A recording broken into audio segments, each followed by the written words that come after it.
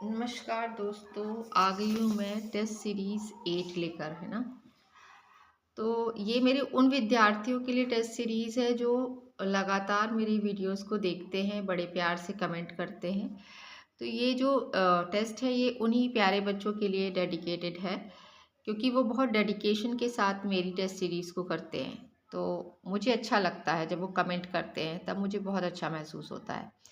तो इसी तरह कमेंट करें, और यदि इसमें कुछ गलतियाँ होती हैं या किसी और आप चाह रहे हैं कि नहीं इस टॉपिक पे विशेष तौर पे बनाएं, तो आप मुझे कमेंट कर दीजिएगा। मैं विशेष तौर पर उस स्पेसिफिक टॉपिक पे 10 से 20 क्वेश्चन लेकर आऊँगी, ताकि उन 20 क्वेश्चंस को करने के बाद आपको कहीं और नहीं झांकना पड़े। क्योंकि मेरा मेन मोटिव है कि ये जो टेस्ट सीरीज पेड चल रही हैं, उन्होंने कहा यहाँ से ले लो वहाँ से ले लो, तो मैं कोशिश करती हूँ कि क्वेश्चन इतने रिलेवेंट हो कि पेपर में आने की पूरी पूरी संभावनाएं हो। तो आज की टेस्ट सीरीज स्टार्ट करते हैं हम हमारे पहले क्वेश्चन के साथ, जिसमें आज मैंने सूचना के अधिकार अधिनियम को लिया है। ठीक है, तो पहला क्वेश्चन है कि सूचना का अधिकार 2005 किस उद्देश्य की प्राप्ति के लिए अधिनियमित किया गया।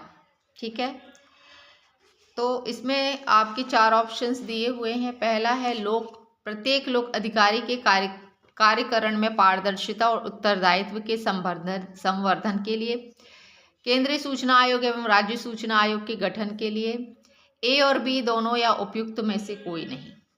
तो इसका आंसर आप मुझे 3 सेकंड में कर लीजिए अपने मन में।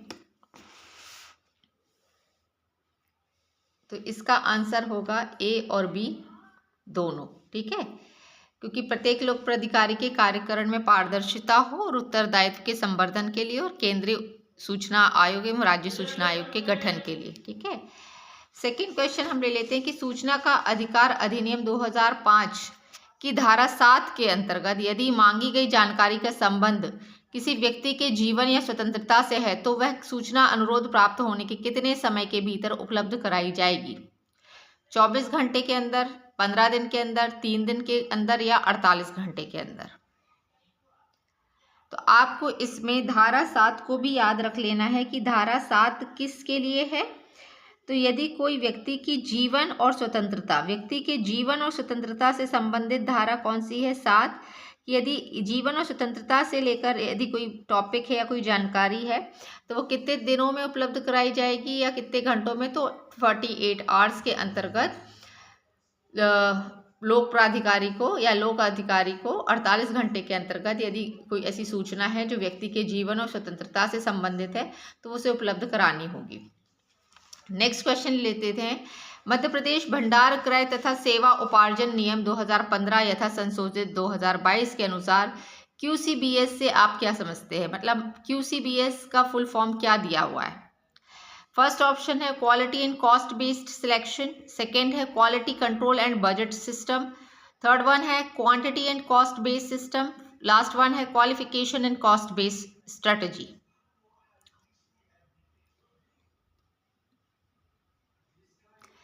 तो इसका आंसर आई होप आप लोगों ने सोच लिया होगा। तो इसका आंसर है A, quality and cost based selection. QCBS का फुल फॉर्म क्या है, जो उसमें दिया है एक्ट में, quality and cost based selection. ठीक है, नेक्स्ट क्वेश्चन लेते हैं कि भंडार क्रय अधिनियम के अंतर्गत राज्य सरकार के विभागों द्वारा सामग्री और सेवाओं की खरीदी का कितना प्रतिशत स्थानीय उद्यमों से खरीदा जाएगा।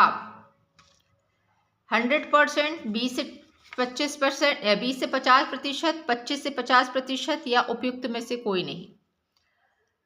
इसमें ये पूछा है कि स्थानीय जो है ना, लोकल, स्थानीय उद्यमों से, लोकल फॉर वोकल ऐसी कुछ करके ना प्रधानमंत्री जी का। तो इस एक्ट के अंतर्गत राज्य सरकार के विभागों द्वारा जो सामग्री और सेवाओं की खरीद है, वो उसका कितना प्रतिशत मध्य प्रदेश के स्थानीय उद्यमों से खरीदा जाएगा।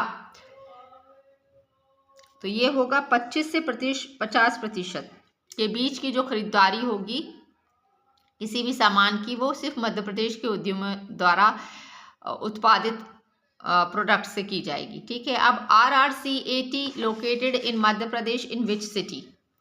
आपको मुझे कमेंट बॉक्स में RRCAT का फुल फॉर्म बताना है और ये किस वर्ष स्थापित हुआ मध्य प्रदेश में, ये भी आपको मुझे बताना है। अभी तो फिलहाल क्वेश्चन है कि किस सिटी में है, भोपाल, इंदौर, ग्वालियर या जबलपुर। तो ये कहाँ पर है? इंदौर। आपको कमेंट में मुझे इसका स्थापना वर्ष और इसका फुल फॉर्म बताना है RRCAT का। नेक्स्ट वन है, मध्य प्रदेश भोज मुक्त विश्वविद्यालय की स्थापना कब हुई थी?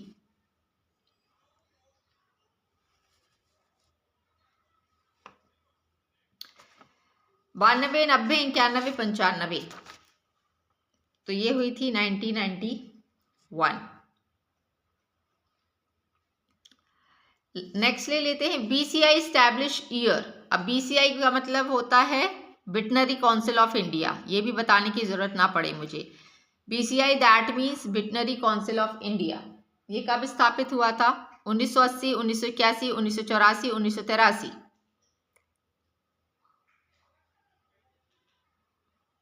तो ये हुआ था 1984।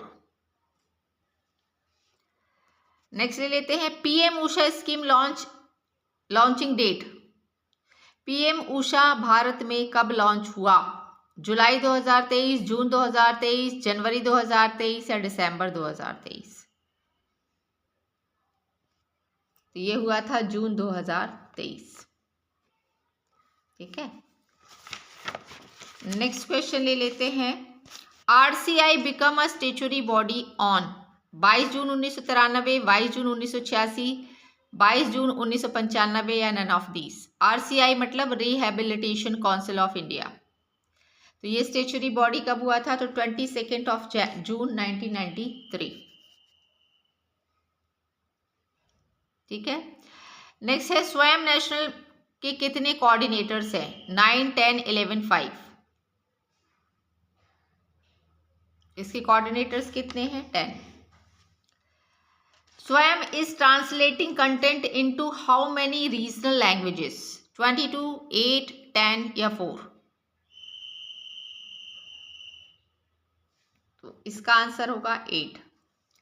भारत का पहला AI शिक्षक रोबोट का क्या नाम है? बोधन, बुद्धा, आइरिस या आइस?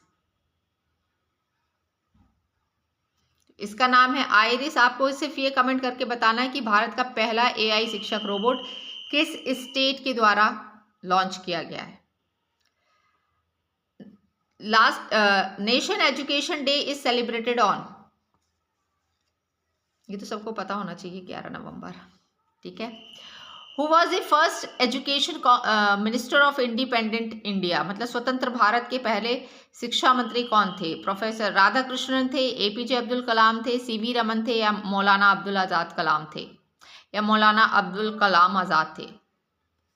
तो ये थे मौलाना अबुल कलाम आज़ाद, भारत के पहले स्वतंत्र भारत के पहले शिक्षा मंत्री थे।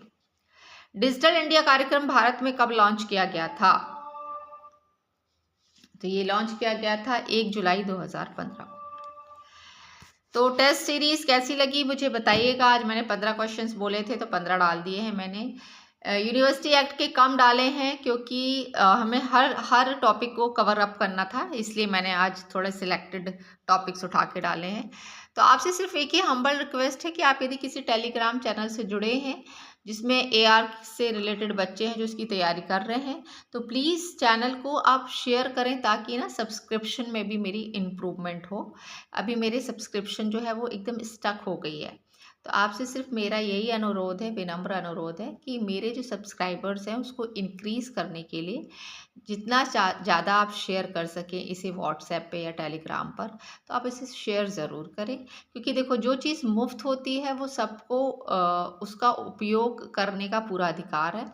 तो आपसे अनुरोध है, इतना हम्बल रिक्वेस्ट है कि कमेंट और लाइक तो आप लोग कर रहे हैं मेरे कहने पर, उसके लिए मैं आपकी तहे दिल से धन्यवाद करती हूँ। बस आप इसे शेयर किया करें ताकि सब्सक्रिप्शन भी इंक्रीज़ हो। तो आज के लिए इतना ही दोस्तों, थैंक यू।